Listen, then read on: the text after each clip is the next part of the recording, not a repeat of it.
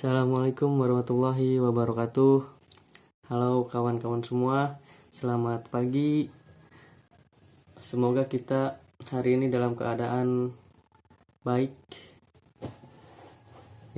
dan juga kita dalam keadaan dan jangan lupa bersyukur kepada Tuhan Yang Maha Esa yang telah memberikan kita kesempatan untuk menikmati proses kehidupan di dunia ini. Baiklah, yang pertama mungkin kita akan perkenalan diri dulu ya, karena perkenalan diri awal yang baik untuk berkomunikasi seterusnya. Izin memperkenalkan diri, nama saya Ray Robi Rapsanjani.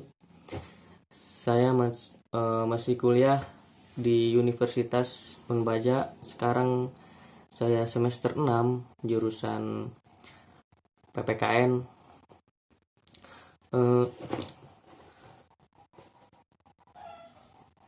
Nama dosen pengampu materi sekarang yaitu Bu Arianti Dwi Untari SPD MPD. Baiklah, saya di sini akan sedikit membagi tentang pembelajaran kontekstual. Di mana untuk menjadi seorang guru itu ada beberapa model pembelajaran. Untuk yang sekarang saya akan menyampaikan tentang pembelajaran kontekstual itu sendiri. Pembelajaran kontekstual adalah konsep belajar yang membantu guru mengaitkan antara materi yang diajarkan dengan situasi dunia nyata siswa dan mendorong siswa membuat hubungan antara pengetahuan yang dimilikinya dengan penerapannya di dalam kehidupan mereka sehari-hari. Nah, di dalam pembelajaran konseptual ini ada 7 komponen yang harus yang ada gitu ya. Yang utama dari pembelajaran kontekstual ini, yang pertama adalah konstruktivisme, yang kedua adalah menemukan atau inquiry, yang ketiga adalah questioning atau bertanya, yang keempat adalah learning community atau masyarakat belajar, yang kelima adalah modeling pemodelan, yang keenam adalah reflection atau refleksi, yang ketujuh adalah authentic assessment atau penilaian yang sebenarnya. Nah, apa sih konstruktivisme itu? Mungkin bisa diartikan konstruktivisme itu adalah pembelajaran yang harus dikemas menjadi proses mengkonstruksi gitu ya. Artinya ada untuk menjadi proses konstruksi di situ. Terus di sini ada yang inquiry atau menemukan. Jadi siswa belajar menggunakan keterampilan berpikir kritis. Siswa ini diajarkan untuk berpikir kritis gitu ya. Terus questioning atau bertanya. Kegiatan ini adalah kegiatan guru untuk mendorong, membimbing, dan menilai kemampuan berpikir siswa. Kira-kira siswanya aktif enggak gitu lah. Kalau misalkan ada yang enggak paham, siswanya mungkin bertanya gitu, Bu, apakah ini atau apa?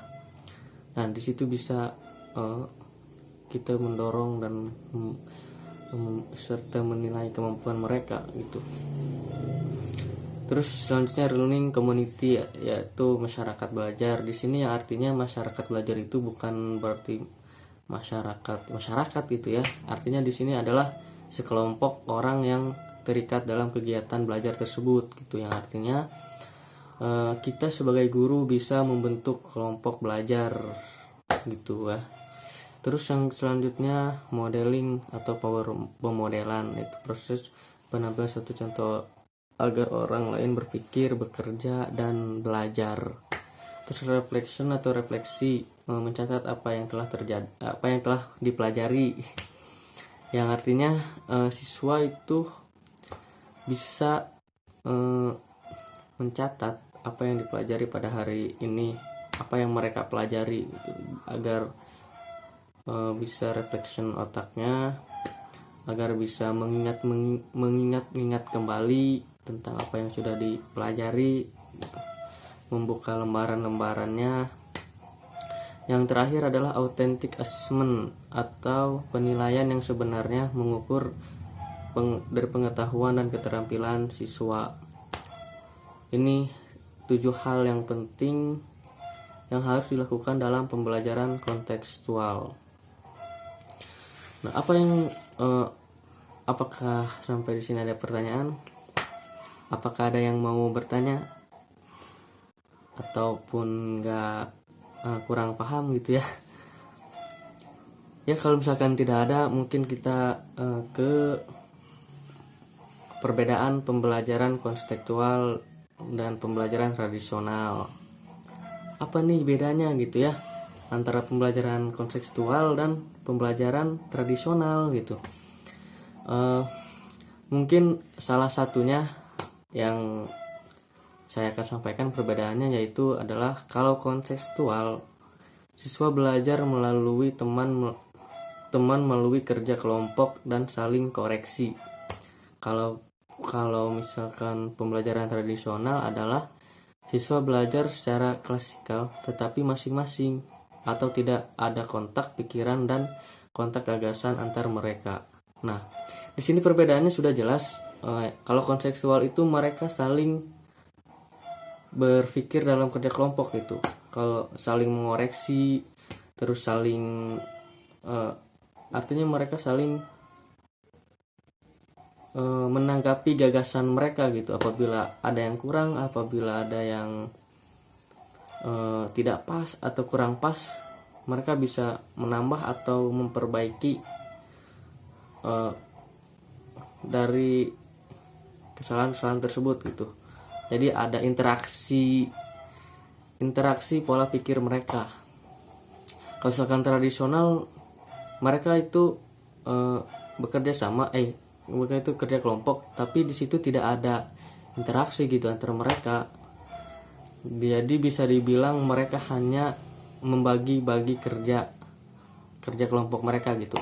Si A bagian sini, si B bagian sini, si C bagian sini, tapi tidak ada interaksi gitu, tidak ada interaksi pola dari mereka gitu, tidak ada yang mengoreksi dan tidak ada yang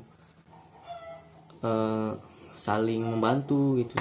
Yang penting kerjaan mereka apa yang mereka dikasih itu selesai. Itu yang tradisional. Jadi itu perbedaan pembelajaran kontekstual dan pembelajaran tradisional. Nah, jadi pembelajaran kontekstual merupakan salah satu alternatif pembelajaran yang dapat mengurangi verbalisme dan teoritis. Di samping itu, pembelajaran ini dapat memberikan penguatan pemahaman secara komprehensif melalui penghubungan makna atau maksud dari ilmu pengetahuan yang dipelajari siswa dengan pengalaman langsung dalam kehidupan yang nyata. Nah, jadi itu.